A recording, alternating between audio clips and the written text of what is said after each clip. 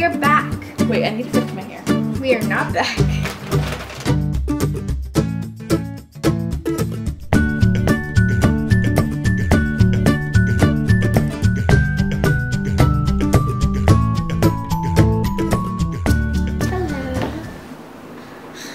In this video, we are going to be discussing our high school years, but we're starting with the junior years, so this is what we are talking about. Okay. We're being really real. Yeah. And for both of us, this is a part of our lives that we really dealt with a lot, I think. Yeah. Like, we've dealt with different things, but we both dealt with a lot. So I think we're going to be very vulnerable here, and it's going to be really difficult for both of us, but we're going to try. Okay, the first question is, how did you react to the big difference from elementary school to high school?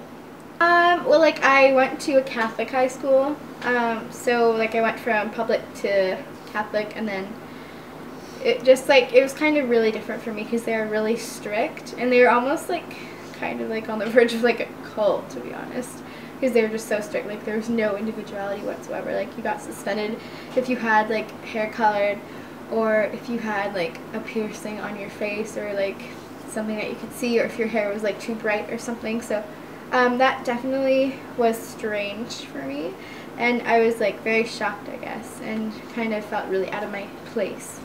Well, I didn't have the same experience. Like, I just went to a public high school, and I think that in the first year in grade 9, like, I totally reacted like in a good way, and like it made me realize that now, like, because I went from a public school, elementary school of like 300 people, and now my high school had like 1,500, so we had like 5 times the amount of people, and I was just able to like choose my friends and, you know, make a lot better decisions with like who I hung out with and stuff like that. So it was good for me to go from elementary school to high school, and I also just really liked the I guess I had a bigger sense of independence, and I liked that a lot too. Number 2 is, what stresses and pressures did you experience? Okay, well, grade 9, I think that I didn't really experience too much stress and pressure. Like, I mean, it was obviously a lot more work than the year before, but I was always I did well in school, so like I was able to adapt, and that wasn't a big deal for me. But then in grade 10, I kind of got a little bit more overwhelmed, and I had gone on a 2-week missions trip, and then getting back, I was good in most of my classes, but then in math class we had started something completely like new, and I had no idea what was going on, and I just didn't communicate very well with my teacher, and I got really far behind, and I started to get really like stressed out over my schoolwork, and then eventually just started not really to care anymore about my schoolwork. So that was probably the biggest one for me. For me, like, I kind of felt the pressure to fit in, kind of like when I first got there, I was like kind of the new girl, because they had all, like, the school had like 1,000 kids in it, but they all kind of knew each other, which was really weird, I find. But like the grade 9s knew each other because there were only like a few schools in the area, and they all kind of grouped up, I think, to do like dances or whatnot, and so they all kind of knew each other, and everyone had their like place. But then, like, I was the new girl, and I'm sure there was like a bunch of other new girls as well who felt the same way, but like I kind of felt like I had to fit in. And I think that something that I was stressed about was definitely fitting in, and just, I guess, being seen in the right light for them to like me. So. Okay, number 3 is, how did you change throughout these 2 years of high school? Well, like in grade 8 and that, I was like, I don't know, I was pretty okay with like who I was as a person until one day, like, I never thought anything different about my body, and then one day, like, someone had told me, like a boy, when I was walking home, he called me a name, and that made me like go home and question everything, and like it was just really bad. I wrote like lists and lists of things that I didn't like about myself, or things I wanted to change, and that kind of started to change. So like in the summer I started to change and like see myself differently. And then like in grade 9, I got to grade 9, I didn't know anyone, so I spent my lunchtime just like sitting in like a bathroom stall listening to music on my like little iPod Nano. And that definitely changed who I was, because I kind of felt like a shadow. Like I began to feel like I wasn't even like being seen by anyone, and that kind of started me into like a bad cycle of like not treating myself right and not being healthy, and like I lost like weight and stuff, and it just didn't lead to a good place. It led to a really bad place. And I just became like obsessed with like food and sizes and like calories and stuff like that, and like I lost weight, but nobody really noticed around me except for my brother. So that was really hard for me, and that was definitely a part of like, it kind of made me think, oh well, like then they probably want me to lose more weight. So I was like, I just kept going and going, and it just kind of like snowballed. So yeah, I changed a lot in a bad way. Yeah, me too. So like I said, with like the pressures that I felt, I was starting to feel in grade 10, I started to get really like down on myself, and I guess like even before this like thing with the mission trip and then like getting back and having to catch up, like it started mostly I think in the fall, and I just started to feel kind of overwhelmed, and I felt like no one really got me, and like I didn't have anyone, and this started a really destructive habit, and I used to cut myself, and that went on for a long time, and it didn't stop after grade 10, and it kept going. So that part of the story doesn't end in this testimony, in this part of the series. It'll continue on for a little while into the next video, but that was something that really changed me, and I became really angry, and I just didn't care about anything, and yeah, so that definitely changed me. I used, like before that, I was like such a happy person, and you know, I would always just be like bubbly and smiling, and you know, nothing really worried me that much, but then I just totally became the opposite, and I was a very angry person. Number 4 is, how did your friendships change and how did you handle it? Like I guess that I, like for myself personally, because I switched schools and like went to a completely different new place, well like everyone went to a different place, but like I went to like private school, so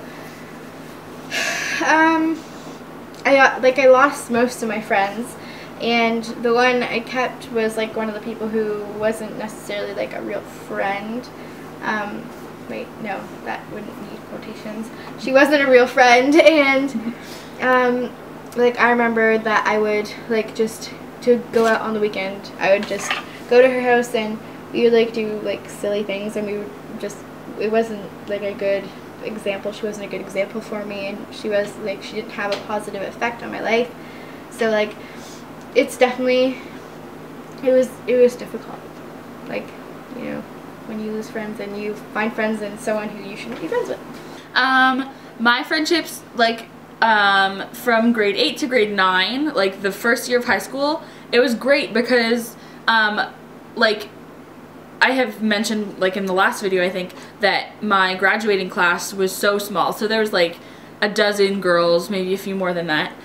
So I didn't really get to choose my friends when I was in elementary school, but then in high school, it's just all of these new people, and I found that a lot more of them had the same, like they had faith like my family did and stuff, and that that was really great for me because I was able to just see that it can be lived out more than just at church, and so I think that my friendships changed for the better once I got to high school.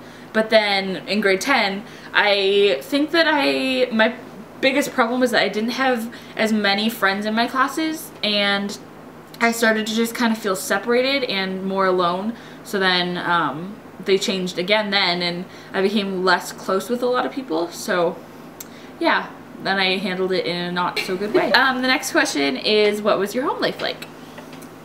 My home life, it kind of like deteriorated a little bit more because obviously if I was hanging out with someone who I knew wasn't my friend, like, and I knew she was a bad example in my life, and I hung out with her just to be away from my house on the weekends. I remember at this point in my life, my dad didn't have a job again. He got like hired maybe in elementary school at the end, and then he lost his job when I was in like grade 10. So like it kind of went worse than it already was, and I didn't think it could get worse, but it did.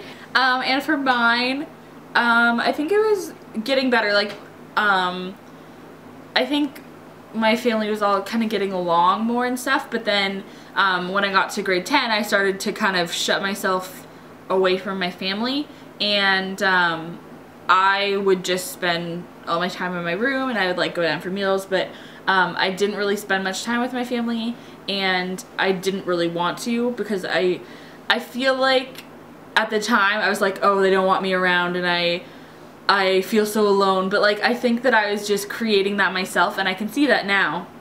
But yeah, I was really isolated from my family, and I didn't really participate in my home life all that much. Okay, what are some highs and lows? I think a high was like just like getting to high school and like feeling independent, and I said that already before, and like making new friends and getting to meet all these people. And then obviously the low was the other part that I shared, where I just kind of went down and was angry and stuff like that. Like, I think that it's not good, but like for me at the beginning, like I was friends with like people who were like cool, and so like people would like notice me and say nice things and like not nice things, and and that was like a high for me. Like it's not, now looking back at it, it's not like, no, that was not a good moment, but like at the time I would have considered that like a high point, because someone like thought I was like a decent enough person to want to hang out with me. So that was a high. And then the low would be just like, you know, the whole eating thing and like my relationship with myself and my body and all that. So yeah. And the last question for this segment is, what did you learn throughout this time? I think I learned that like to get attention you had to be a certain way. I think that I've said this before probably, or something like this. Like that's just constantly something that I kind of found myself in, that kind of situation where I thought that. And I guess that like nobody really noticed or like cared too much about my well-being, because, but at the same time, like they're not mind readers, so they're not able to tell that I'm like really sad when I'm having a smile on my face and like having such a great time. But like that's how I felt, so that is kind of what I learned. Yeah, I definitely relate to what you last said, like how like you felt like people didn't care, but it wasn't that they didn't care, they just didn't know what was going on inside of you, because like I just hid it, you know, like I hid how I was really feeling, and like people could tell that I was just becoming more angry, but I didn't open up and tell people what was going on, so they couldn't help me, but it just led me to feeling more alone and more like people didn't care about me. So yeah, like I learned that too, like people don't really care. Like that wasn't true, but that's what I was feeling at the time. And I also decided to learn that self-harm was a really good outlet for my emotions, which it's not, but that's what I learned at that time in my life. So yeah, those are probably the main things that I learned. Cool. Thank you for watching this video if you did, and sticking to the whole thing, because it was probably long. And, and thanks for respecting us and our history and our past and everything. Yeah, thanks for letting us be vulnerable with you, because I feel like it's good that we're being real, because now you guys can see that we've been through a lot ourselves, and we're not perfect, and we know that, but God has redeemed us, and we'll talk about that more in the next couple of videos in this series. Thanks for watching!